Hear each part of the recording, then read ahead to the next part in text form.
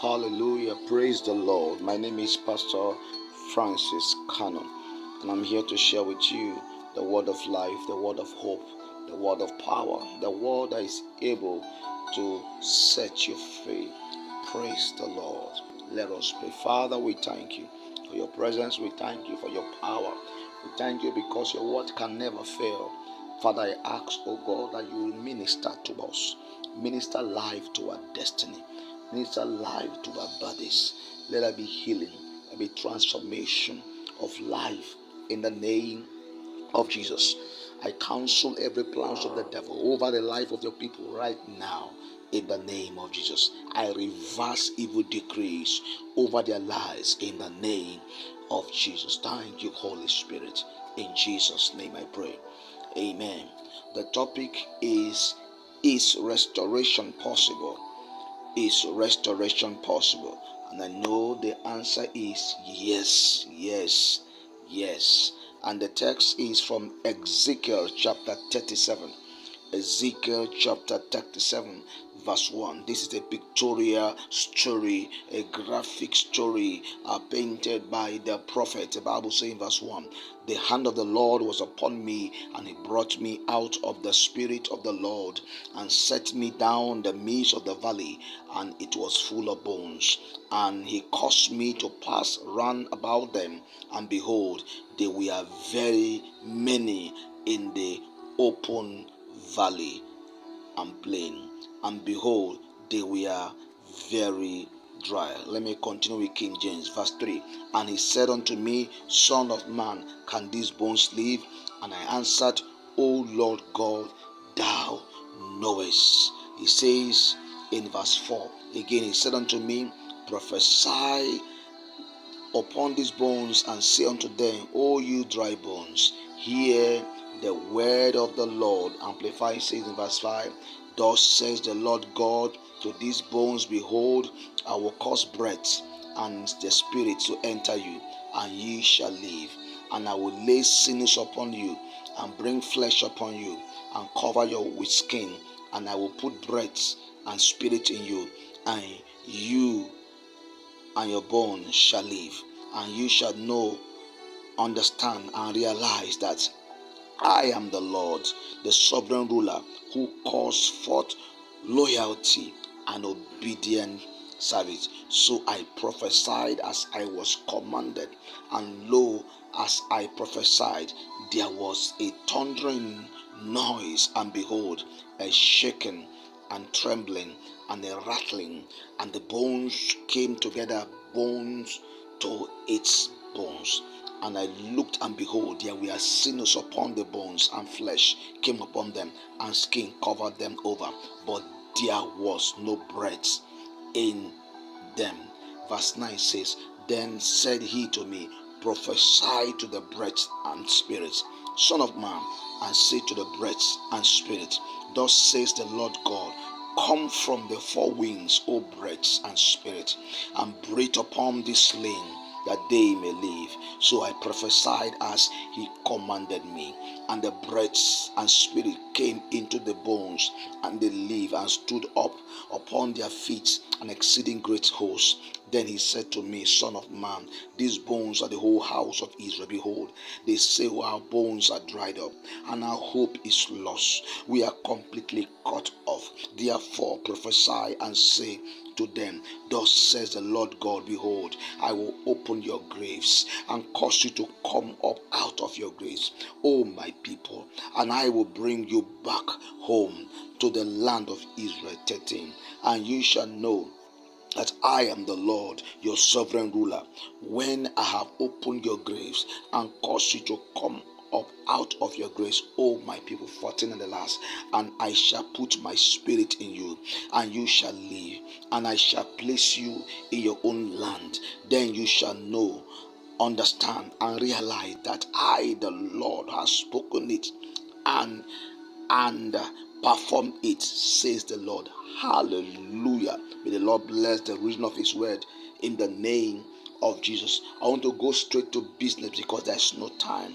You must understand here that God was trying to paint a picture, and he painted it graphically enough to make the people understand the state of their life, make them understand that restoration is possible no matter the situation, no matter how dried, no matter how hopeless the situation will look like. The Bible says the bones were in the valley, in the open valley, and the Bible says the sun has bleached them to show the extent of the dryness. They have been bleached under the sun to show the extent of its hopelessness. But may I tell you something? The Bible says in the book of Mark chapter 9 verse 23, Jesus Christ always asks people one question when he wanted to heal them.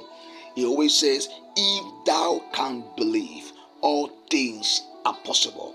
If thou can believe, all things are possible. Jesus wanted them to know that your current situation is not your final report.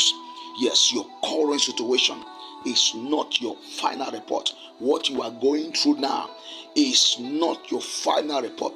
People always say, no condition is permanent. Yes, no condition is permanent. What you are passing through now, regarding your finances, regarding your health, regarding what is happening, delays in your life, is not your final end. God has a plan. God has a purpose. God is about to bring you out of that state into a place of establishment, into the place of rejoicing, into the place of reward. Hallelujah. Yes, hallelujah. The man who was sick for 38 years has been at a particular place. We don't know how long he was at the pool of Bethesda, but the Bible says he had been there for a long time and he could not get himself into the pool. Before he steps in, the Bible says another steps in before him. But this man kept trying year after year, year after year, year after year, because he knows that he can be healed. He knows that he can be healed. That word kept driving him. If thou can believe, all things are possible. He tried here. The woman with an issue of blood, the Bible says she had been sick for 12 years and she spent all she had and she never got better, but she grew worse. But the Bible says she made up her mind, if I can touch the hem of her garment. She knew that trying it may mean the end of her life, because the Mosaic law is against such people. They are supposed to be separated. They are supposed to go in hiding. They were supposed to be stoned if they broke the law. But that woman made up her mind. It's either I die, it's either I get my miracle or I die. I don't mind dying trying to get it. And she made the move. The Bible says she pushed herself, she pressed herself. Remember, she has lost blood. A woman that lost blood during menstrual flow is always weak, is always tired. But the Bible says this woman has lost blood for 12 years, meaning that this woman was almost dead. This woman was weak, but that day she finds strength to press forward, because she knows that her situation is not her final report. She believes that restoration is possible for her life and destiny. And I speak to somebody here in the sound of my voice that restoration is possible for you in the name of Jesus Christ. Hallelujah. The Bible says in Joel chapter 2 verse 25, it says, I will restore what the cankerworm has eaten. Hallelujah. How possible? God says, I will restore. I will restore that which the cankerworm, the devourers have eaten. He said, I have the capacity, I have the grace to bring restoration to that situation that appears to be hopeless. Hallelujah. But briefly, I want to just show you 5 points, so we'll start praying. The process of restoration. As I was reading, looking at this scripture, these 5 things drop in my heart. The process of restoration. Number one, it is first an inward process. The process of restoration is first an inward process. Is first an inward process. It must start in your heart.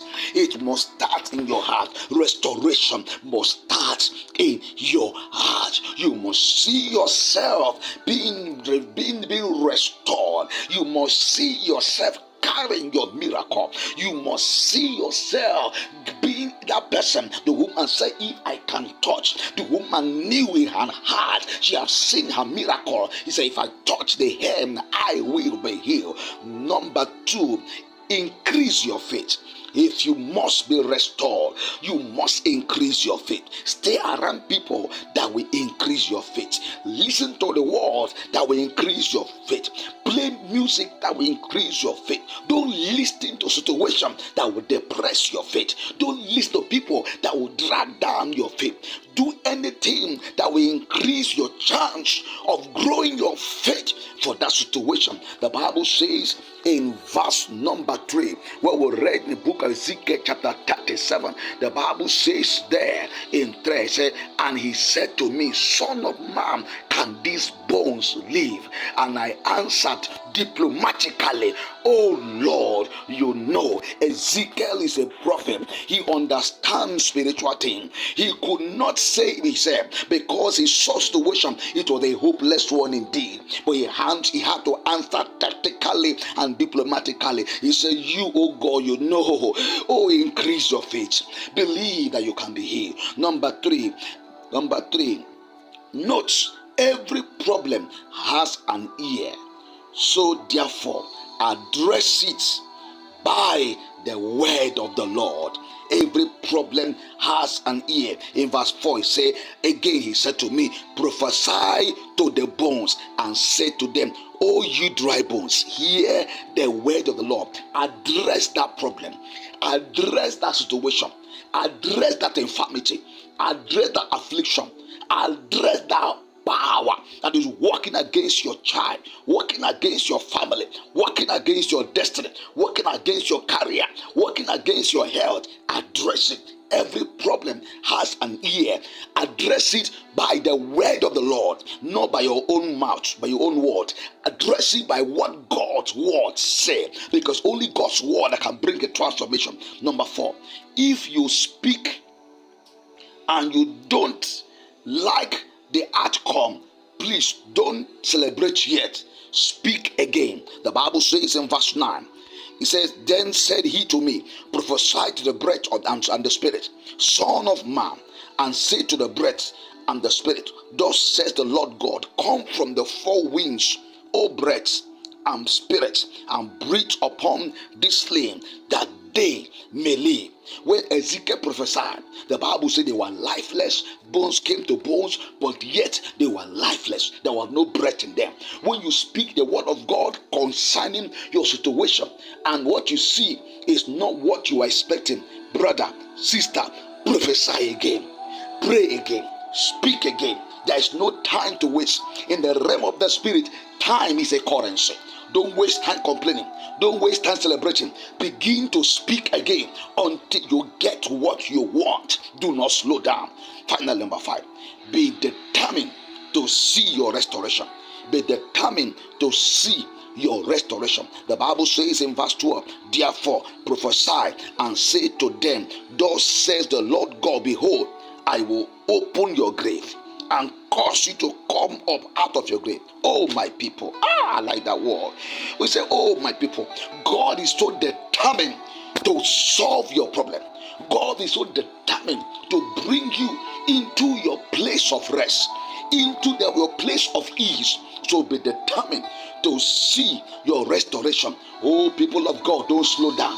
Take a prayer, take a fast, take a retreat, and say this situation must end. I'm taking 3 days fast. I'm taking 7 days prayer night. I'm taking 1 month, oh Lord, intercession in the night until I see my deliverance. You can take 3 months. You will not die. Oh no. You will not die. That woman lost 12 years. Lost blood for 12 years and she did not die. You can shed your blood for 1 week in prayer. You can shed your blood for 1 month night vigil in prayer, and God is going to shift your destiny. I trust God that somebody's destiny is about to change after now. In the name of Jesus Christ, God is bringing you to a place of transformation. It is done. The Lord hear your prayer. The Lord bless you in Jesus' name. Hallelujah. God bless you.